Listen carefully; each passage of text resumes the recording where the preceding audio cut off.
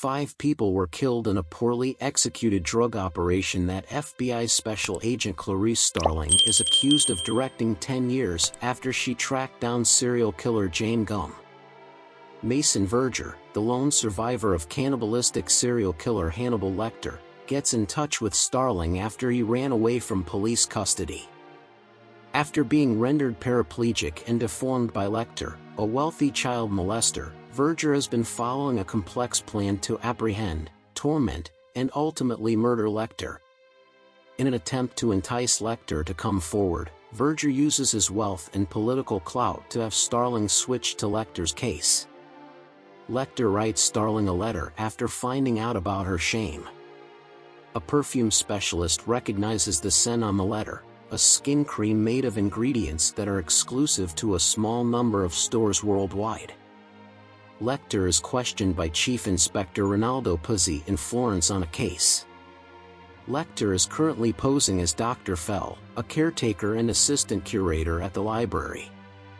Puzzi discovers that Verger has placed a $3 million personal bounty on Lecter after recognizing him from the police surveillance film that Starling requested. He tries to arrest Lecter by himself in order to get the money.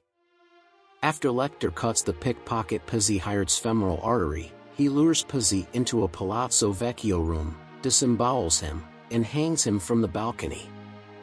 He eliminates a Verger goon as well.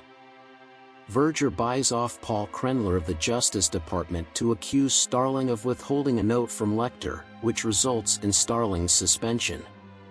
Lecter uses a cell phone to communicate with Starling and eventually convinces her to come to Union Station. After following Starling, Verger's men apprehend Lecter and deliver him to Verger. Verger plans to feed Lecter alive to a herd of specially engineered mutant wild boars.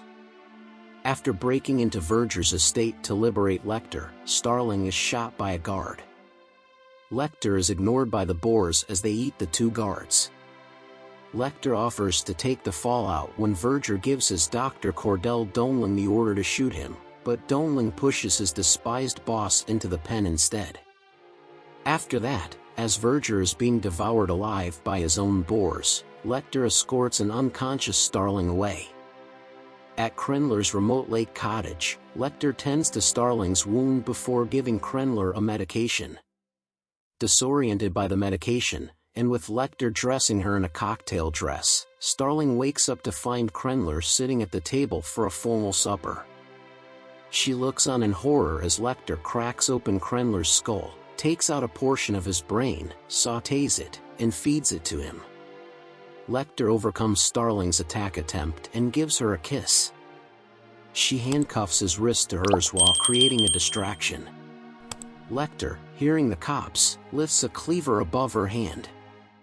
Starling then turns herself into the FBI while still holding both of her hands.